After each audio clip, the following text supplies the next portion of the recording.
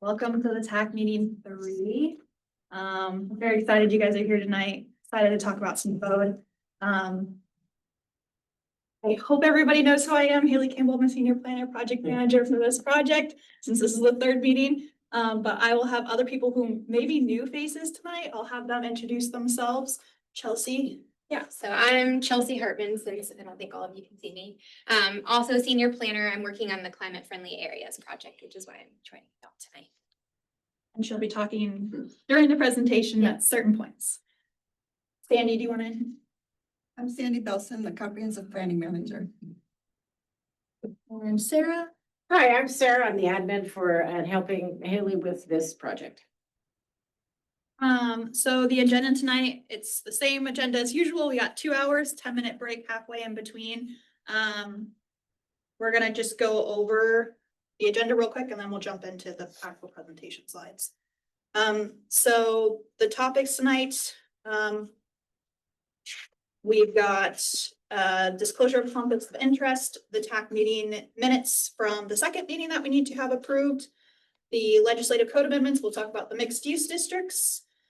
Then we'll go into the climate friendly areas districts, and finally the commercial districts after a 10-minute break.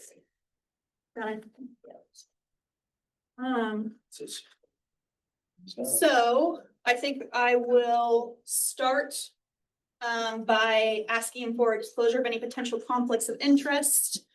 And for those who have been here, I'll talk about those. The Oregon government ethics law, there's a memo that we passed out during the first TAC meeting.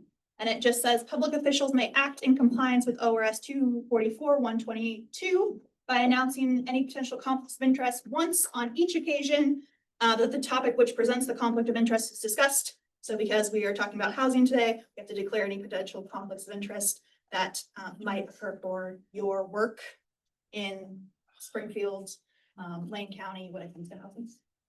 The Oregon Government Ethics Commission has interpreted each occasion to mean each meeting. So we have to keep doing this every single time. And I will keep using that as kind of a roll call system as we continue on with these TAC meetings. Yes. Please, so she can be seen. Yeah, and maybe if you wouldn't mind going on that side and then you can be seen. I don't know. I'll have to have some mouse unless you want to click. Okay. Sarah's gonna click for me. So we'll start running down the list. Mike Dotson, would you like to declare any potential conflicts of interest tonight? Yes. No. I believe Stephen is not here. Pranav, would you like to declare any potential conflicts of interest? Bill. Bill Farrington, yes, I have a potential conflict of interest. It's my employer owns property downtown that may be subject to some of these rules. Edward? No, at this time. Holly? Yes, I have potential conflicts of interest. I work for an architecture firm that may have projects in Springfield where this will all be relevant. Rob? No, I am not. Chip? No conflicts. Holly? Or you already grabbed me. I already grabbed you. Nicole, I'm sorry. No conflicts. Jenna? Yes. Just read it from the minutes. I have potential conflict of interest since I could work on developing properties in my capacity as an architect in Springfield. Pat? No conflicts of interest. And Darian? I have none. Great. So Sarah will use that to declare who was here at this meeting for the 3rd TAC. So now on to the meeting minutes, which should be in your packets. Please take a minute to look that over. We've got 5 minutes.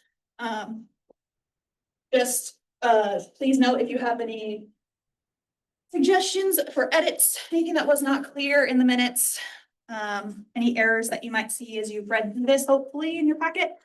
And then we'll come back and discuss it.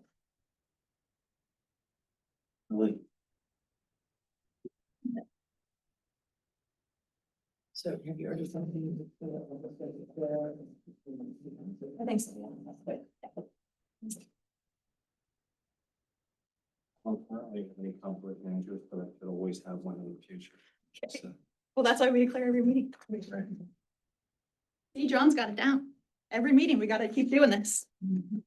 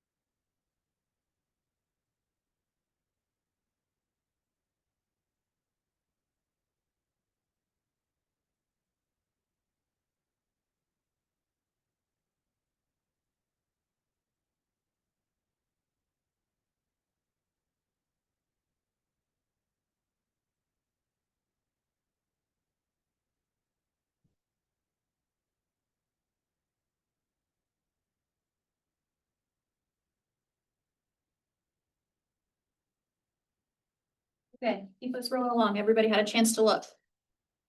Awesome. Any edits, questions, concerns about the meeting minutes from the TAC meeting number 2? Taking a lot of heads. Can everybody give me a thumbs up?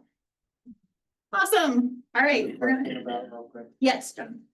The meeting minutes are excellent, but there was discussion about, I guess you probably covered about allowing more housing and commercial. Because there was a lot of discussion about there's protection of, I think, the 1 acre commercial in the downtown corridor. And having the city consider that as a possibility too. So. Wanted to throw that in. All right, we're gonna have Sarah start the presentation slides.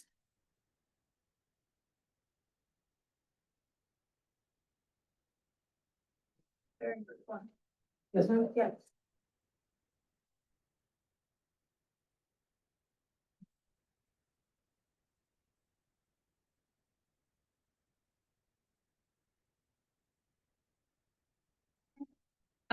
So again, it's the third meeting and we'll just, Sarah, next slide for me. So I'm just gonna give a background and refresher on the project. Sarah, next slide. So you may remember from the TAC meeting number 2 that I talked about why we have an unmet housing need. We found that too few homes are being built. We need 470 new homes every year to meet state targets. We've also found that a lot of people struggle to afford housing. It means they're cost burdens, wherein 44% of renters and 24% of homeowners spend more than 30% of their income on their housing needs. So through this project, we're hoping to look at how we can balance the needs that we have in the community. That's like your housing and choice and affordability with the livability, economic development, our climate needs. All those things kind of have to work hand in hand with this project. Sarah, next slide, please. So you may have seen or heard my code audit that I presented to the city council back in May. In that audit, Cascadia Partners flagged some key barriers to housing production. They found that housing as a standalone use is generally not allowed in most of our mixed use or commercial districts. That where mixed use development is allowed, it is often economically infeasible to build. That most development standards would allow for high density housing, but we have to have some adjustments made to the code. That's usually for height, setbacks, and lot coverage. And then we have some design standards and regulations, especially in our mixed use districts, that could be simpler. It's just that we haven't touched these districts, these code standards in many years. So that's what this project is about. Next slide. I do want to touch on the project timeline, where we're at right now. So in your packet, you may have seen some actual code amendments. This is an initial draft and we're working through the rest of 2025 into 2026 with these amendments, and we hope to start the adoption process in 2026. But stay tuned. This is could end up being quite a large packet. So it could, be stretched into the summer, into the fall next year.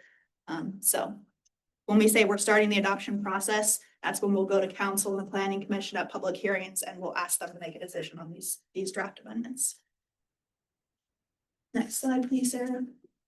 Okay, so I'll give kind of a bit more of a refresher on these amendments that we're working to reduce housing. Sarah, next slide. Hopefully you guys looked at this amazing summary table put together by Cascadia Partners. This is a fantastic table because it basically summarizes kind of what we're trying to accomplish with these code amendments. So the first objective, starting from the left-hand side, is that we're trying to allow multiple unit housing. This means standalone, no mixed use. It's just multiple unit housing in more locations. We're doing this to provide more opportunities for housing development, just in general, right? This would impact Main Street and the South A corridor, in particular the community commercial districts, and it'll apply to properties on local or collector streets that are under 1 acre. And if you're looking at my handy dandy little map in your packet tonight, okay, we'll start with the Main Street. Local or collector streets could be like streets that are kind of off of the Main Street corridor. That makes sense. So Last one. yes, the last page in your packet. For the climate friendly areas overlay, mixed use commercial sites that are not fronting on arterials And Chelsea will go into what we mean with arterials. And all the mixed use employment sites and mixed use residential sites. For the second one, we'll be allowing housing in our mixed use, in a mixed use development in more locations. So what do we mean by this? And again, why we're doing this, we're providing more opportunities for housing development, again, in general. This will apply on Main Street and South A Street to all sites that are less than an acre. So along Main Street and South A, any property under an acre, it's gonna be a mixed use development. In the climate friendly areas, this applies to all sites. And then in the neighborhood commercial district, this applies to all sites. Neighborhood commercial is throughout the city. The third thing we're focusing on is providing more flexibility for size and location of the commercial space in a mixed use development. And we're doing this because we hope to lessen our economic barriers to mixed use development. So this looks like reducing the total amount of commercial space that's required in a building. Some of our existing standards are quite high. It could be 60% of the gross floor area or a district. That's some of our existing standards. I'll go into them soon. But that's being reduced significantly with these proposed amendments. And then we will also allow mixed use to be separate buildings. So we talked about horizontal mixed use at the previous meeting, what exactly that means. You could have two buildings on a lot. You could have commercial in front, residential behind, and that would still be considered a mixed use development. And then the fourth one, we're going to encourage higher density housing. We're going to look at ways we can be more efficient with our land and also meet our housing needs. So we'll apply minimum density standards to all of our districts. Anywhere we allow housing, there will be a minimum density standard. There will not, in some instances, be a maximum density standard. We'll modify the height step down in all of our districts. So in our existing districts, when you are a commercial district and you're abutting a residential district, the current step back standard is 50 feet. This could go down to 25 feet. We'll allow greater lot coverage in the neighborhood commercial and mixed use residential. I don't know that percentage right off the top of my head, but it's in your packet. And then we'll also allow up to 4-story buildings. This is primarily going to affect like the neighborhood commercial and mixed use residential properties. Sarah, next slide, please. So why are we not allowing multiple unit housing standalone in all locations? This is because the main parts are because we're trying to balance the policies that we have to preserve land supply for employment uses. And then our state land use laws require the city to plan for a 20-year supply of employment land. So if you remember, we talked about this quite a bit at the previous TAC meeting about how we have a 20-year supply of commercial industrial land that we need to provide for businesses to operate in Springfield. We had a surplus of properties under an acre, so that's why we focused on the properties under an acre to allow more housing, especially in the Main Street South A corridor. The other reasons are kind of about visibility, livability on Main Street. So, we found that in general, busier, high traffic streets, they're more viable for commercial uses. That's why we have a lot of commercial businesses down Main Street. It's a busier, high traffic street. Housing on the ground floor or storefront line streets could detract from the vitality of a business district. So if you had a residential business on the ground floor, maybe a commercial business doesn't want to be above a ground floor residential use, residential in front. Maybe you could have some complaints from the property owners or the residents living in that building that it's noisy or there's some smells they don't like. And then we've just found that housing can be more livable and attractive above or behind a commercial use on a busy street. Sarah, next slide, please.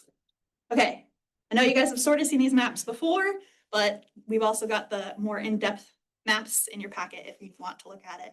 I'm just gonna go over, help you guys visualize what this is gonna look like. So for multi-unit housing on Main Street and South A Street, we would allow it again on properties under an acre, but they have to front on a local or collector street.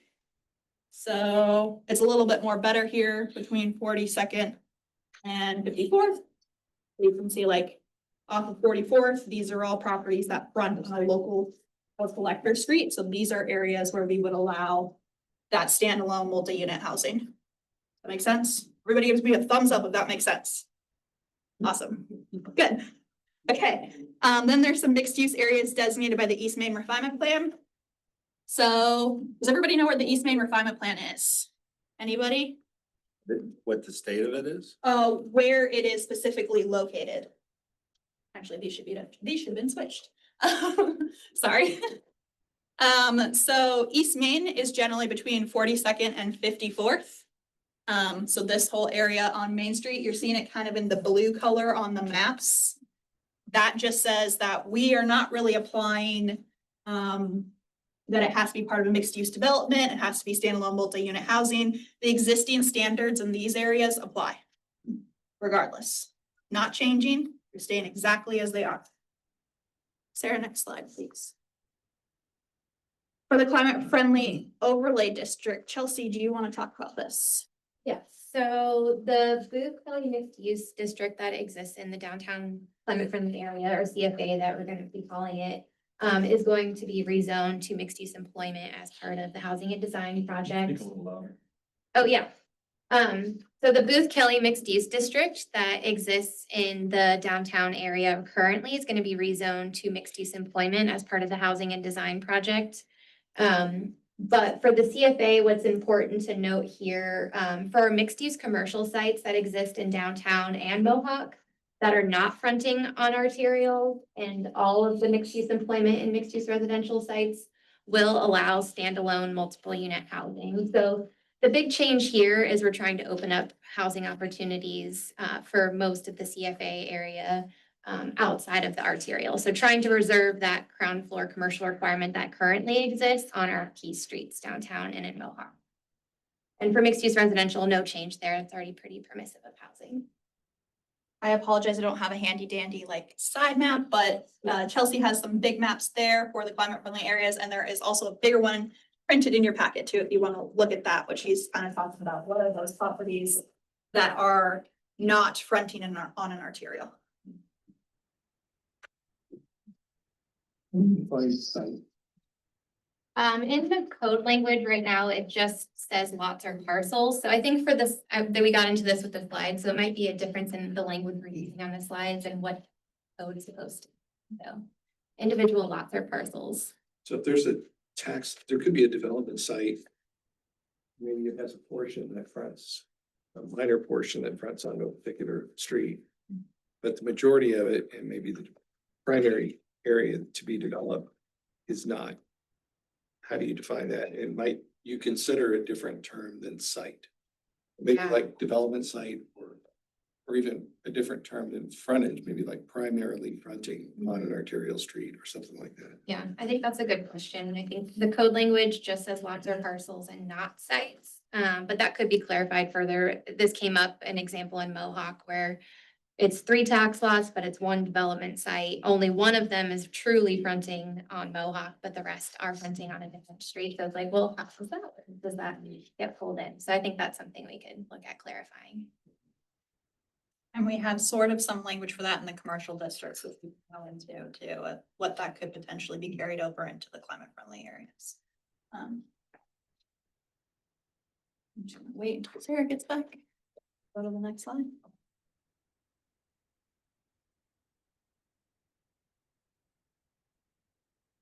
Okay, so mixed use development. Mixed use development of residential uses. So where would we allow this? In the community commercial district along Main Street and South A, these properties have to be sites under an acre. And this is the little clause right here. Sites may front on any street within 1750 feet from Main or South A. So what do I mean? Again, you can see the handy dandy little maps. Some of these sites up here do not front on Main Street, but we would still allow those to have some sort of mixed use development. So that's why we applied the 1750 feet, because we wanted to encompass much more than the properties that are just generally on Main Street. You can see it here too. There's some properties back here and in here that don't front on Main or South A. And then again, the mixed use areas. So between 42nd and 54th, again, doesn't apply. The standards stay exactly the same. No minimum acreage, no has to be mixed use development. The standards stay as they are. Again, I talked about the neighborhood commercial district. This is where we're gonna allow mixed use development, multiple locations across the city. I know it's hard to tell in on the map, but they're the little dots that we tried to highlight in blue, kind of spread around town. Again, those are generally like a convenience store, a coffee shop, local small business. That's what we would consider neighborhood commercial. And then again, currently in our neighborhood commercial district, we do not allow mixed use development. We don't allow residential. It's just the primary use of that site is commercial. There, next slide, please. So the next thing was about mixed use development with residential uses. Again, there are certain districts that are mixed use. As you can see from the handy dandy little map, you got the mixed use commercial district and the climate friendly overlay district. I'm gonna have Chelsea talk about this one a little bit again, because most of the time the CFA overlay districts will encompass those mixed use districts. Yeah, so I think really in the climate friendly areas, the intent of them is to allow a mix of uses. And the reason we identified downtown Mohawk and Glenwood as our CFAs is those already allow a mix. So CFAs will just be even more permissive of a mix of uses. Right now, some of them, like Glenwood, for example, is like primarily office, and then it can have some residential or commercial. Now it'll just be mixed use period, and it's like whatever the market is able to provide based on what the state mandates are for climate friendly areas. So you're probably asking, what are the minimum standards that have to count a development as mixed use? So two primary standards. The first is a minimum percentage of the ground floor area must be commercial, industrial, or institutional use. So if you're looking at our permitted uses tables, we do define what is a institutional use, if you had a question about that. And then the other standard is that, again, it could be a horizontal mixed use. It doesn't have to be mixed use vertical. It could be two separate buildings. And I'll go into that minimum percentage, what that looks like now and what it will look like on the next slide. Next slide, sir.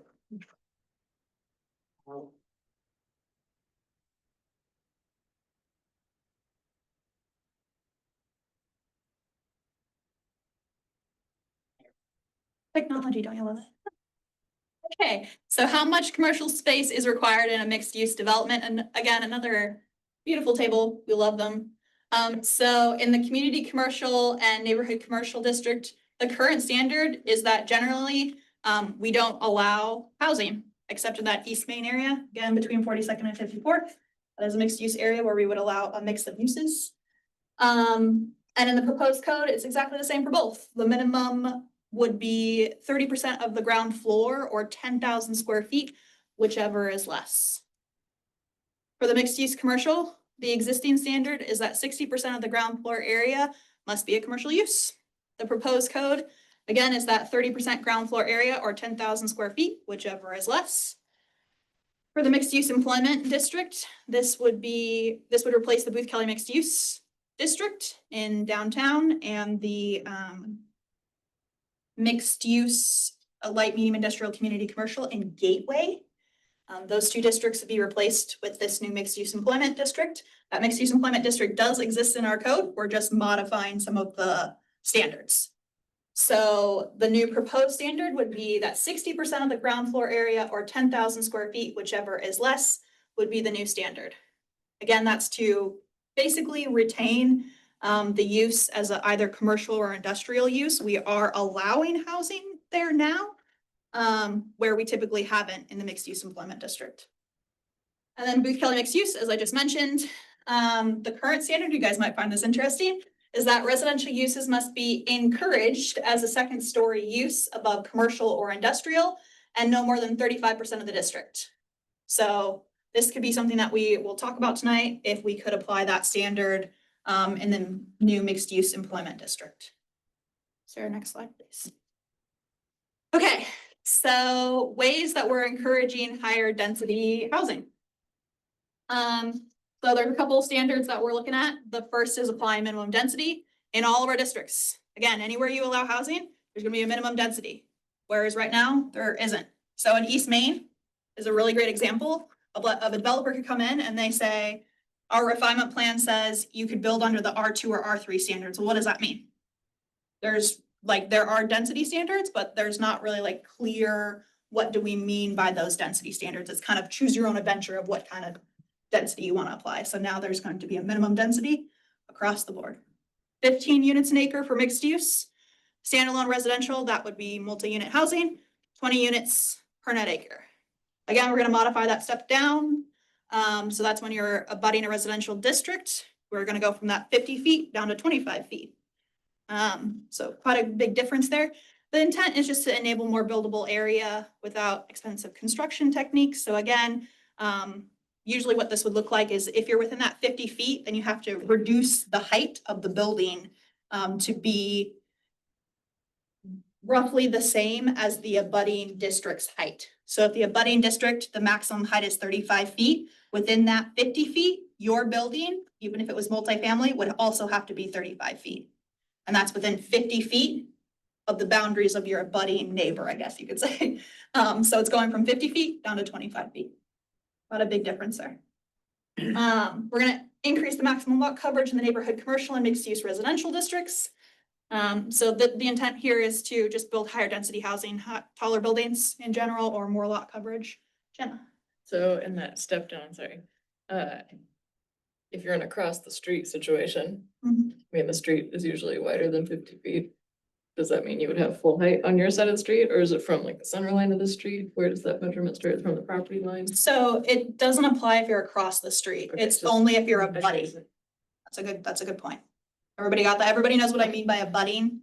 Like, the property lines touch. So, like, if this is your property, these properties, that's what I mean by abutting. So it would not apply to these properties over here. Because they're not abutting, they're separated by a right of way. Everybody got that? Correct. And then we're gonna increase the maximum height in the neighborhood commercial district. Again, generally the maximum height is like 20 to 30 feet. So 1 to 2 story tall buildings, and we're hoping to allow at least a 4-story building. Especially if it's gonna be mixed use development, right? Can't really have mixed use development if the maximum height is 20 to 30 feet. Really not feasible. Sarah, next slide, please. But can I? Yes. You bet. Just, again, the proposal is to change the way the current code is about the allowance or requirement for ground floor area, commercial or non-residential uses to 30%. In that instance of the building that Jenna had worked on at the corner of Fifth and Main, all of it, well, there is one unit that is, I believe, It's like a live work. a live work, okay. Let's just say if there was more of that was designed or desired or whatever, would that fit within the proposed model? I mean, would it say that, you've got to have at least 5,000 square feet of, or 30% of the ground floor area? I don't know really what the proportions would be, and have you considered something that is based upon maybe like the frontage as opposed to the whole of the area of the building? Because much of the, I'm sure the ground floor of the building is probably service, maybe also for uses above. I really appreciate Phil bringing this up because I presented a similar proposal to the Chamber of Commerce last week, Wednesday. Phil was there. So this was one of his recommendations as well about the frontage. This is definitely something we can look into, and I'm happy to have that. If other members of the TAC want that to be included, we can talk about that later in the presentation, maybe have a vote on, hey, we would like to see this proposal as well. I believe kind of the reasoning behind potentially not including lot coverage is based off of like, if you had a really narrow lot, how would you apply that minimum lot frontage standard as opposed to a minimum percentage of the building or the square footage requirement.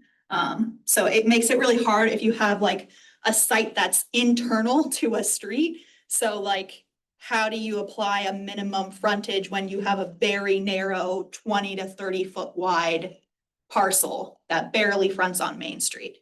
That could cause a little bit of issues. And again, in this instance though, where this particular parcel, it's small and it occupies the entirety of the parcel. So the regulation is for the ground floor area of the building. If this site were, twice as big and had a big, deep backyard that wasn't used, the 30% would only apply to the building, not to the whole of the site, right? Yeah. Okay. Well, there is that term ground floor, so it's not saying site, Right. yeah. I think it might, the current code, I think, may refer to really the whole of the site. So, and again, if you were to have a mixed use that wasn't vertical in the building, but otherwise horizontal, that's where you start to come up with, well, are you talking about 30% of the entirety of the site, 30% of the building that you're gonna provide?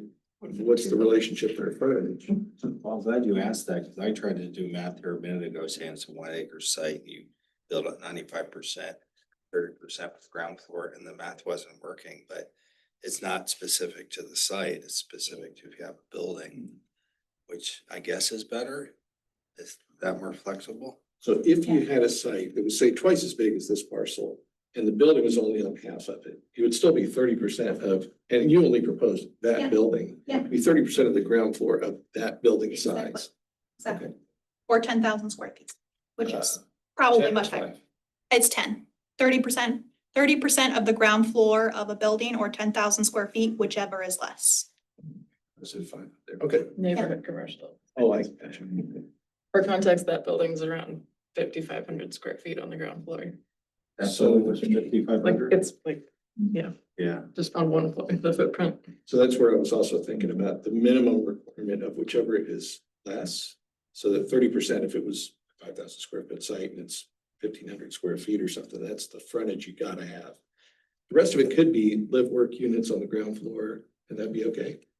Yeah, So if you tried to apply to the building you did, that wouldn't work then?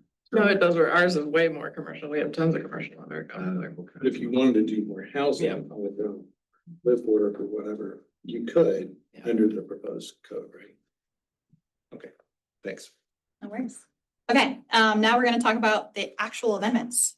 So Sarah, next slide, please. Okay, so how do we make mixed use more feasible? Again, we're looking at ways where we can help add more housing in the areas that we already have, a variety of uses, shops, services, transit, especially in downtown, but also down Main Street. So again, we're trying to meet our housing goals, that 470 units per year to keep up with state housing needs. Again, some of the issues when it comes to mixed use development, I know Phil's familiar with this, but other developers as well, that sometimes it's just really expensive or hard to make a mixed use building pencil. Lenders can see ground floor commercial space is risky, making the project less financially viable without some additional support. Our next slide, please. So in particular about the mixed use districts. I just kind of want to clarify what that kind of looks like in your code if you're looking at the design standards in particular. So again, the intent is not to substantially modify what elements of design are regulated, but more like how they're regulated. That's what we mean when we say design, the look of a building, so to speak. We're not saying the use of the building, we're saying what it looks like. We're gonna provide some clear and objective options. That's what we have to do per state law anytime you are providing a housing use. And then we're also gonna provide a discretionary review option, which hopefully you guys found in the code. Then we're gonna also kind of align these standards with our existing design standards. So if you look at our multi-unit housing standards, we have some architectural design standards already. So we're mostly going to be referencing those standards, not making new standards. We're going to replace any design standards that are redundant. So again, in our mixed use districts, the code's just a little old. Instead of applying specific design standards to just mixed use districts, again, we're going to usually reference the multi-unit housing design standards, except where we have to apply different standards per state law. It's a requirement. And then this feeds back into the climate friendly and equitable communities program. Again, there are specific state rules that we have to put into our code to comply with some of these design standards. So if you're looking through the code, you might have seen just a couple sections where they were specific to that use and we didn't reference the design standards for the multi-unit housing. I believe they're building orientation, no parking between the building and the street. Usually those are the two that we have to comply with for state law. So these design elements that we addressed, again, this looks like the building form, the design, the building orientation, the transparency in windows, weather protection, landscaping and screening, pedestrian amenities, and street connectivity and pedestrian circulation. Mostly those apply to the mixed use districts. This is one of my favorite topics, but we also covered it earlier. We're aiming to simplify the code by preparing the mixed use employment district to replace the Booth Kelly mixed use and mixed use light, medium industrial community commercial districts. Can everybody see what that looks like, where these areas are that we're looking at on the screen? So it's kind of like a pinkish blue dashed area, and that's on Pioneer and Q Street. That's the light, medium industrial community commercial district. And then the Booth Kelly is in downtown. That used to be our former mill before it closed down. Sarah, next slide, please. So how will we replace the Booth Kelly mixed use and the light, medium industrial community commercial districts? So mostly to modify the mixed use district and rezone, we're gonna have to look at properties that are currently mapped. No properties are currently mapped. I'm sorry. No properties are currently mapped to the mixed use employment district. So again, we just showed you the light, medium industrial and community commercial district and the Booth Kelly mixed use district. So I'm saying that like the mixed use employment district exists in the code, but no properties are zoned mixed use employment. So it kind of allows us a little bit of flexibility to change these standards where we need to. We found that the Booth Kelly mixed use and the light, medium industrial community commercial districts, they have very similar standards. Especially in our refinement plan and gateway for that light, medium industrial community commercial district. So to comply legally, we have to apply the standards in our code for them to basically take effect. We cannot apply the refinement plan standards only. They have to be codified. Then we're going to reduce the total number of land use districts. So again, I just talked about how we have 2 districts that are zoned, but we have a 3rd district in our code. So we're going to go from 3 districts down to 1 district. Simplify, yay! So some of these key changes, especially in the light, medium industrial community commercial district, that's the area in Gateway between Q and Pioneer. We're gonna allow multi-unit housing as a 2nd story use if it's part of a mixed use building. So in this case, we're gonna emphasize that it's a 2nd story use, not on the ground floor. Why is that? Because that area is primarily commercial and industrial. You've driven past, you've probably seen all those warehouses. But at the same time, we're going to allow a wider range of retail, office, and institutional uses than we currently allow today. And we're going to limit the current limits on commercial uses of 40% is going to be removed from the code. So if you looked at it right now, it's like a 60-40 split between industrial to commercial. That's going to go away. It's not going to exist anymore. And then in the Booth Kelly mixed use properties, we're going to make heavy manufacturing, or at least this is a proposed use, and production uses a discretionary permit where they are currently permitted outright. So if you're thinking about Booth Kelly mixed use, that's, like I said, a former mill site. Right now, heavy manufacturing and production is generally permitted outright. We're not saying that it's not permitted. We're just saying that we want to review that application and how that application would look along other uses. That's why it's called a discretionary use. Generally, it has to be approved by Planning Commission, City Council, things like that. Next slide, please, Sarah. And I'm going to turn it over to Chelsea for a little bit.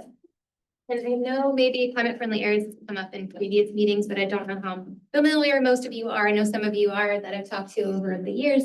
But we have been working on this state mandated project. The first step was really to identify areas within our city that meet certain state criteria for a climate friendly area. And that's really either they allow a mix of uses or we will change them to allow a mix of uses. And there's proximity to transit and walking and biking options. That work was completed and we ended up getting direction from our city council earlier this year to select the actual areas they want to move forward with. That includes our Glenwood Riverfront is going to be our primary climate friendly area since it already allows really high density and doesn't have maximum heights, which are 2 important things in the rules from the state for these areas. And then our downtown and Mohawk are going to be our secondary CFAs, and those have lower heights and lower densities than the primary CFA. These areas, as I mentioned earlier, already allow a lot of mix of uses. So we're just having to tweak the code in a few specific areas to become more compliant with the state requirements. And we've been in the process. So as you've seen tonight in the packet, there is the draft CFA overlay code. We're also working on other code amendments and plan amendments related to Glenwood and then to our comprehensive plan for implementing these things. Next slide, please. So we kind of talked about this already, but the downtown and Mohawk CFAs are being brought to you tonight since there's overlap with the mixed use districts that the Housing and Design Project is amending. The questions this evening, we'll get into those in the next slide, but just to kind of recap where we were earlier, with the changes that we're considering, there's not a lot of room in the rules. They're pretty prescriptive about densities and heights and the allowed uses, but there is some wiggle room. So with that, we wanted to consider where we can open up more housing opportunities in our climate-friendly areas. In the downtown and Mohawk CFAs, we will continue to not allow standalone residential on mixed-use commercial zoned properties that are fronting on arterials. This maintains really in the mixed-use commercial district right now, it requires it on all the sites. So we're trying to be more permissive of housing on sites that are not on arterials. The arterials that are important to these areas are Main Street, South A, Pioneer Parkway, 14th, Centennial, and Olympic. The printed CFA map, the big 11x17 printout that is on in front of you, tries to show the outline of properties that will retain this ground floor commercial requirement for the mixed use commercial properties. And as I mentioned, standalone housing will be allowed on all the other properties. So all of the mixed use employment sites within CFAs, as well as the mixed use residential. And lastly, we'll continue to allow mixed use or standalone non-residential throughout the entire downtown and Mohawk CFA. So really, it's just kind of removing some of the barriers and letting the market decide more what it will be able to do. So these questions are quite long. Apologies for that. It was nice that we found a few areas where we do have some policy choices of how we want to address these topics. But the first one, in the permitted uses table within the CFA overlay code, new automobile-oriented or automobile-dependent retail uses would continue to be prohibited. This maintains what's currently in place in the code for mixed-use districts in our nodal development overlay district. The CFAs will replace the nodal development overlay, so that overlay will go away and just become a CFA. In the CFA overlay code, it allows for existing automobile-oriented independent uses to remain or expand as permitted uses, subject to some existing code standards. These current code standards only apply to the downtown exception area. Can you go to the next slide real quick? I'll just show a quick visual. So the downtown exception area is this area outlined in red. It mostly overlaps with the area that's currently zoned mixed use today. This map is showing the proposed mixed use area, which will extend really what we're talking about between 8th and 14th. The mixed use area that's shown here is currently zoned community commercial, and there are several auto uses in that area. So what our intent is to allow those to continue or to expand, to not get in the way of that, but we wouldn't want to allow new auto uses in that area. So just wanting to know from you all tonight, do you have any thoughts or concerns with that approach? You can go to the back to the other one. That's helpful. What's 4.7.115? Oh. That currently is about allowing existing auto-oriented uses to continue. That is in place right now only in our downtown area, a much smaller area. So our hope is if we want the intent of this to continue, we would want to expand it to the full. But it's CFA. subject to it, so does it have like parameters within there? A little bit, and I don't know if we, I mean, is it restrictive or not? not really, no. It's basically just not wanting to create a problem. If you are an existing auto use, we don't want to create a problem for them. But we just don't want to allow more of those types of uses. Yes. So I have bias here. Yeah. Just gonna put that out there. So my husband runs a shop restoring vintage vehicles. And in over many years. We've done lots of research of different, potential locations for his business. And generally, I will say the code is very unfriendly to any automobile use, and it's very kind of blank generalizations about what an automobile use is. And I think it's really short-sighted. And I'm not necessarily advocating for him, but there's a lot of interesting tangential automobile uses that I think would be compatible. And I think it's more about thinking of, what is the intent here? It's about, pedestrian safety, right? And vibrant, activated streetscapes. So certainly parking lots in general are not good for that, right? The huge empty parking lot or something, a bunch of cars just stored along that edge, sure, maybe not. But like a really interesting, niche restoration shop with beautiful vehicles in a window display, like is really cool, right? There's like downtown Bend, there's that cool maybe it's on the edge of Bend. There's like a motorcycle restoration shop with a coffee bar and a food carts, like it can be cool. And we're really limited in those types of uses here. And I would love to see long-term a little more thought around what an automobile use is, like defining that and why it's very kind of discriminatory towards any sort of automobile use. So, With that, if you wanted to go that way, yeah. could you do that through like a variance or a site review? Conditional use. Oh, conditional use. I don't know if Springfield uses that over variance, but that's exactly what you're asking. Yeah, like in this scenario, right, the Buick building, the cool old Buick building. You could never put any automobile use back in that building, right? Of any type, like service, sure, dealership. But also just like some niche, cool little, pinstriping or some cool like automobile related, very niche, very high end, very, Low good to look traffic. at, kind of, use. Normal stuff, Yeah. just a shop, right? Mhm. That is a automobile oriented use, it's just a place where you buy auto parts.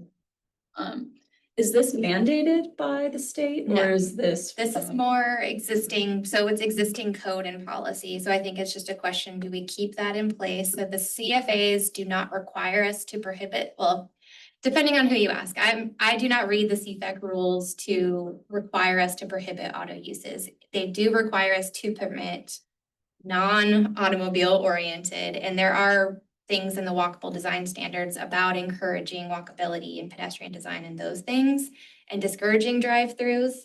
So I think there is flexibility, but I think it's really a question of currently a lot of these uses aren't allowed in our downtown, so that would be a policy change That's if we wanted to go a different direction.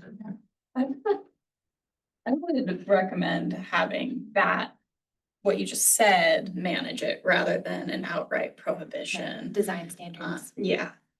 It just seems like we don't know what the next 20 years are gonna bring. We don't know, just as archaic as, I'm just looking through this, as archaic as some of these uses are gonna be stricken, one day we might strike the word automobile oriented. So I think we should aim in everything for removing barriers and remaining flexible, rather than adding in these pieces of language that are then gonna be picked apart. Because what does it mean if you're a motorcycle pinstriping / bar, right? We don't want you guys to be, Well, we have a client now who wants to move their automotive business. And I can't say a whole lot about because we're going through a site review, but their business is not unique. It's unique that they don't have a lot of retail customers come in daily with a lot of cars. It's very small. It's very bespoke what they do. And they have a long history and they don't have a lot of parking demand. So you get a lot of those type of businesses in small cities that if they can accommodate them, they can bring other traffic in and just think about that flexibility. I know Eugene's the same way. They're really concerned about automotive oriented, but for some small businesses, not having some of that it's make or break. Have a little bit, so. I think it's unfortunate the discussion is about downtown, because again, like if you've driven through the rest of Springfield, especially Main Street, there's a lot of automobile oriented uses, right? There's detailing, there's car lots, there's repair shops, Well, that's Bob, some are very traditional. tires, especially, everybody know, Chick-fil-A? That area, right? It's kind of a interesting intersection, but, we're seeing a lot of development there. And so what exactly, does everybody know the development that's on near the Chick-fil-A site? So we've got Chick-fil-A, what is the other use? Car wash. Car wash. The world's biggest car wash. Car wash, what's the other, does anybody know what potentially the other use might be? Tire store. So you're, potentially gonna allow two new automobile-oriented uses on some of the most expensive development land in Springfield. Not to say that's a bad thing, but it could be, thinking about, do we need those uses? Do we need more of those uses? Where do we need more of those uses? Where do we want more of those uses? If we're in downtown, do we want more of the uses to be focused on a pedestrian use, walkability? Where do they park? Where do they drive? Where are those driveway entrances? Is it safe for pedestrians to be walking? There's a lot of cars coming through this area. So, Like, that's where the question of what do you, is it discriminatory towards automobile uses? Like the business and automobile natured business versus an automobile oriented access, right? Those can be different things. Like a drive-through, that taco time drive-through is treacherous, right? Like it's terrible. Yeah. And like there's plenty of those. And that's an automobile, I guess. If that's a vehicle issue, like an entry and exit issue, that's an automobile dependent, I guess, use, but that's not an automobile oriented business. And I think there's a difference there that we should be thinking about. I think especially for Gateway, there's bigger problems with pedestrians than the fact that there's a car wash and a tire store and a Chick-fil-A. Like, that's just not a pedestrian friendly area. That's fundamentally due to streets and not to use. But it's also right next to a highway interchange, and it's actually a very appropriate general location for those functions, like coming off a big cloverleaf. but now we're also think about how we're allowing housing down Main Street. So now you have all those automobile oriented uses right on Main Street too. Now I'm gonna start adding housing to it. Anyway, that's I'd love to have a motorcycle coffee shop. I don't know, we're talking. Developments on Main Street, I think the land is too expensive. There's not enough of it. Yeah, you're not gonna buy it just to have a big car lot necessarily. The downside might be someone does do a bougie business that then goes out of business in a year because there's not enough foot traffic, and that is kind of something to think about, is vacant storefronts, is something you guys want to avoid. Sure. Just for the record, what is the actual definition of automobile oriented?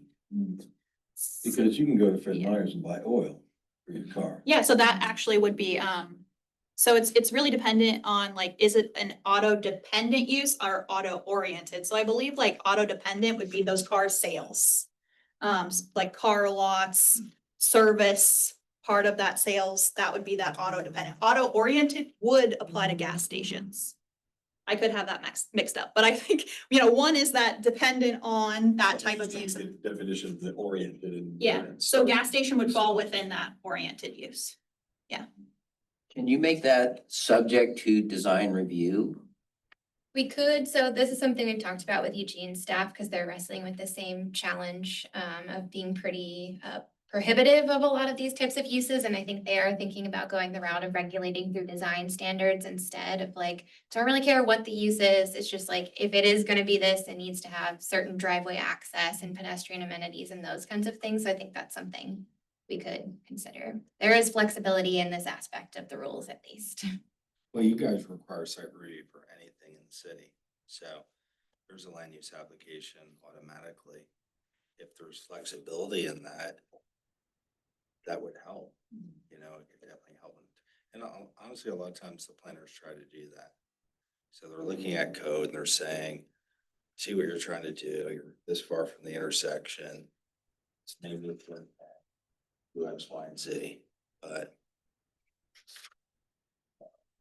That's, you need to do start reviewing everything.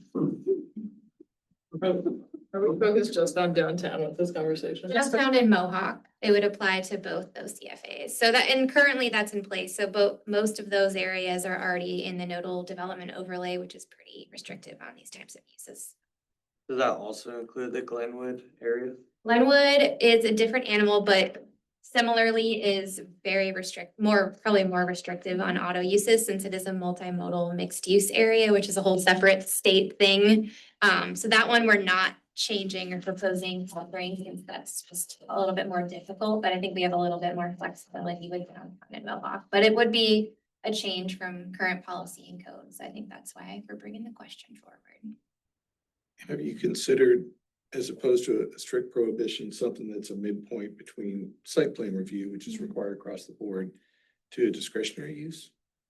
So there's sort of like a proving of, yeah, all the traffic is coming in off the back or an alley or whatever.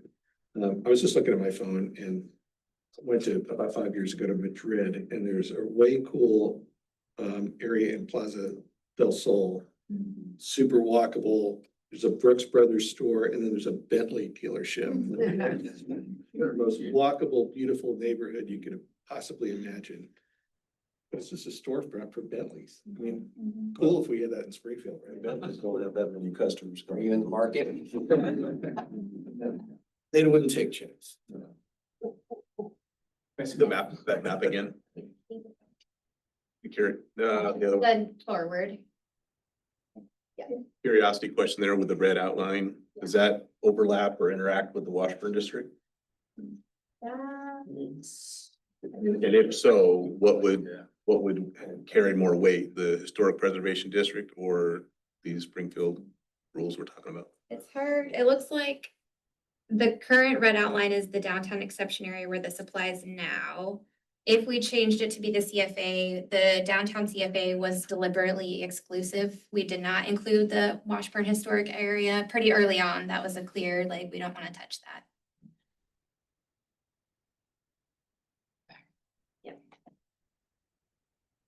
But I think you've given us some good feedback to bring it to council, to get their thoughts on the concepts in early December, but I don't know if we You want want to cover the second? to move on to the next question. Yeah.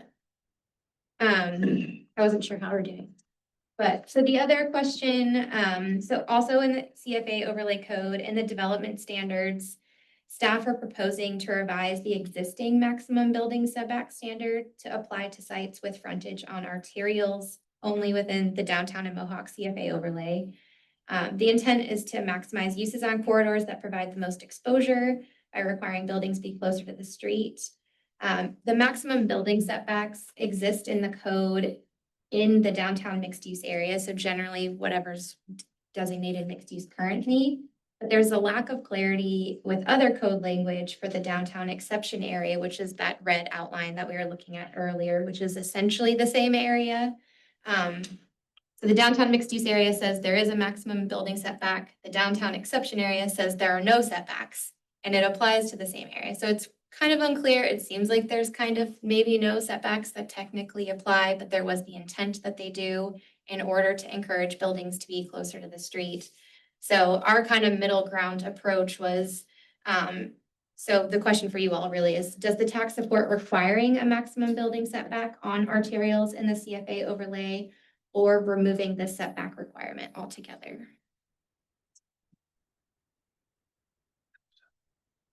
What if someone wanted to do like a beautiful pedestrian community and set their building back? That would be not allowed. Yes, currently, yeah, Yeah, seating up Right. front or something like that. right, which seems contrary to the Sure. other goals. No setbacks. Easier one. That's an easier one. And- Good question.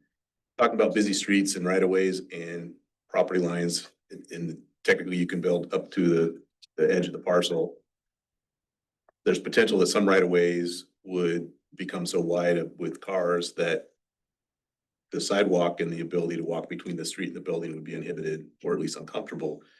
Is there a standard that says no matter what in a right of way, the jurisdiction has to maintain a minimum sidewalk? width? And if not, then this question of a setback would kind of come into play. We might need a setback if the street gets so wide that there's not any room left to be comfortable between the street and the building. That's a really good point, because I believe that was something that had been brought up. You guys probably driven down Eugene Broadway, and there's a lot of new student housing projects, and the sidewalk is pretty close to the street.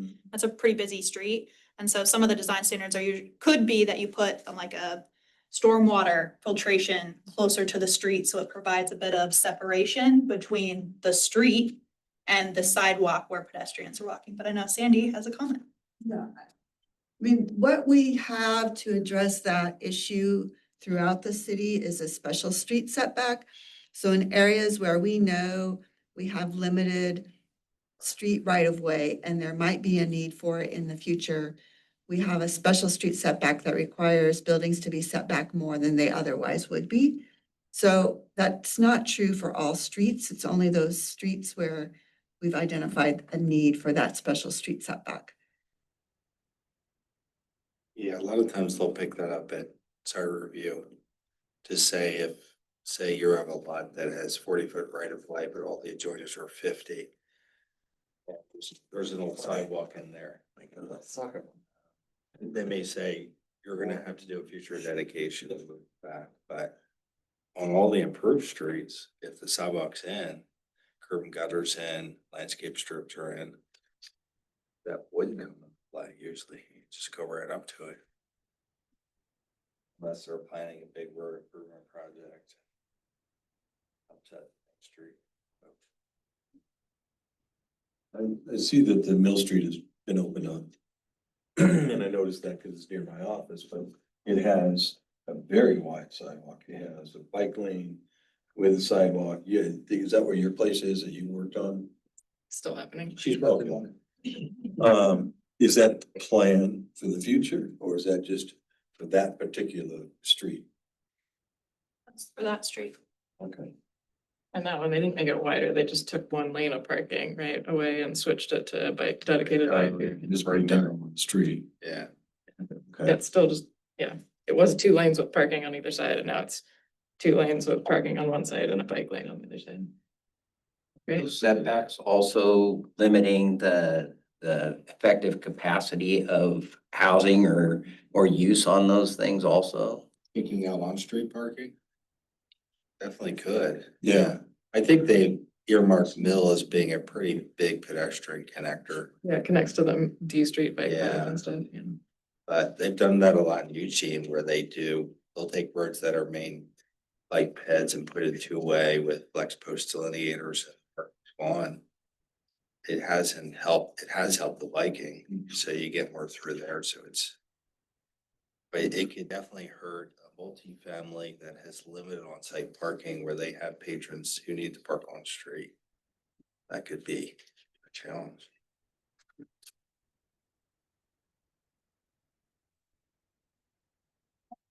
Hopefully we can keep going. And we probably don't need the other, that was my last question for CFA, so we can probably move forward. So 2 slides, and then again, that was an example, but I'm like, we probably don't even need the visuals. You guys are familiar with this stuff. Yeah. So I'm gonna touch on the mixed use districts. Real quick. So for the permitted uses table in your code, if you're looking at it, 3.2620. Right now, we allow single unit dwellings detached in the mixed use residential district. So one of the questions that we have is, do you support retaining that in the mixed use residential district?